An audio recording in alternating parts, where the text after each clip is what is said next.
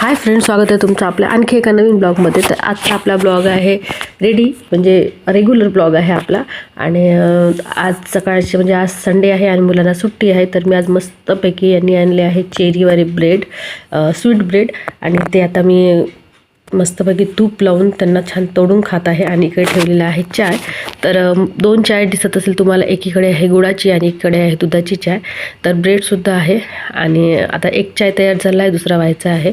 Mister आणि मी आम्ही दोघंही गुळाची चाय पितो आणि मुलांसाठी साखरेची चाय, कारण मुलांना तशी फारशी गुळाची चाय आवडत नाही। तर आज 9:30 झालेले आहे बघा, आणि 9:30 वाजता आज आमचा चाय होत आहे, नाहीतर एरवी 6, 7, 7 वाजता होऊन जातो, पण आज 9:30 वाजता चाय होत आहे। आणि मी तुम्हाला स्पेशल आज मी गुळाची चायची रेसिपी दाखवेलच।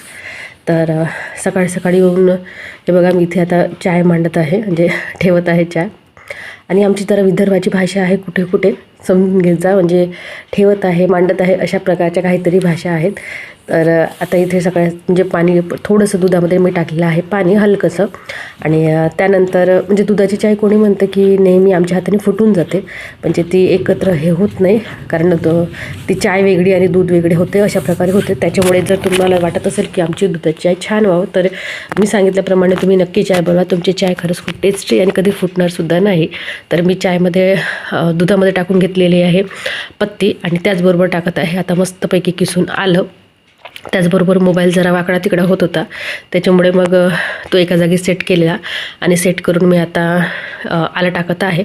आणि काल रात्री मस्त पिवळी मेहंदी वगैरे लावून दिलेली होती, तर ती अशी रंगली आहे की खूप असा काळा हात झालेला आहे। तर चला, आणि त्याचबरोबर आता मी मस्तपैकी किसून घेते गाजर, आणि गाजर किसून घेते अद्रकची चाय बनवूया। नाहीतर तुम्हाला जर पसंत असेल तुम्ही इलायचीसुद्धा बनवू शकता। आमच्याकडे मुलं इलायचीची चाय पितात, दुधाची आणि साखरेची, आणि आम्ही पितो गूळ, अद्रक आणि दुधाची, अशी चाय आम्ही पितो।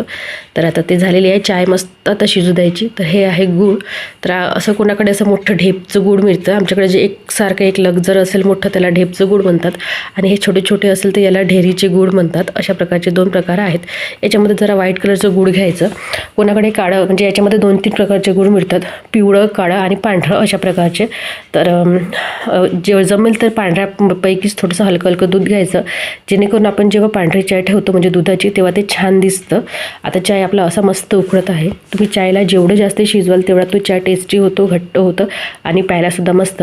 तर मी अशापैकी गूळ बारीक करून घेते, जर नरम असेल तर तुम्ही हाताने कुच करा, नाहीतर मग किसणीनं थोडंसं किसून घ्या, जेवढं तुम्हाला गूळ लागेल तेवढं।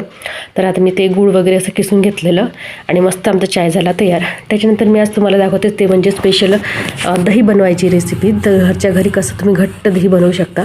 तर हे बघा, एका वाटीत मी आधी दही घेऊन घेतलेलं आहे, अगदी हे फ्रीजमधून काढलेलं दही आहे, कुठेही म्हणजे रूम टेम्परेचरचं असो की फ्रीजचं दही असो काही हरकत नाही। अगदी थोडंसं त्या दह्याचं पाणी किंवा थोडंसं दही काढून एका वाटीमध्ये थोडंसं फेटून घ्यायचं, आणि म्हणजे बऱ्यापैकी ते पाणी आणि दही असं छान एकत्र झालं पाहिजे अशा प्रकारे। आणि त्यानंतर दूध आहे हे, आणि दूध मी म्हणजे गरम केलेलं आहे, आणि गरम करून म्हणजे हलकंसं आपला हात डुबेल एवढंसं ते गरम करून घ्यायचं ते दूध। आणि त्या दुधामध्ये आपण जे मग फेटलेलं दही आहे ते टाकून द्यायचं, आणि त्याला खूप वेळ असं हलवायचं, म्हणजे बऱ्यापैकी हलवा तुम्ही, जेवढा वेळ हलवाल तेवढं ते घट्ट दही आपलं बनतं। तर हे बघा, मी तुम्हाला बोट दाखवून सुद्धा म्हणजे आपला बोट डुबेल आणि आपल्याला गरम लागणार नाही एवढंसं ते दूध गरम असावं। तर अशा प्रकारे आता ते झालेलं आहे, आणि त्याला मस्तपैकी झाकून द्या, आणि झाकल्यानंतर त्याला तुम्ही अशा गरम ठिकाणी ठेवा।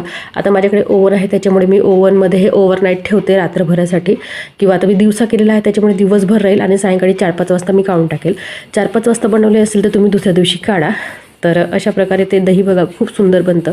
आता मी हे दिवसभर ठेवलेलं आहे, आणि आता सायंकाळ झालेली आहे, तर मी हे तुम्हाला दही दाखवते। तुमच्याकडे असं काही नाही, ओव्हन नसेल तर तुम्ही एखाद्या गरम ठिकाणी ठेवून द्या एका साईडनी, आणि त्याला 3दा पाहू नका, हलवूसुद्धा नका, मस्तपैकी तुमचं 7-8 तासात दही बनवून तयार राहतं।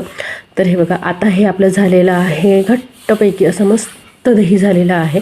तर तुम्ही बघू शकता, खूप गोड, खूप टेस्टी, आणि घरचं दही म्हटलं तर काय, खूपच सुंदर असं होतं दही। तर तुम्ही नक्की बघा माझ्यासारखी, म्हणजे मी ज्याप्रमाणे बनवते त्याप्रमाणे तुम्ही नक्की बनवा, तुम्हालासुद्धा नक्की दही छान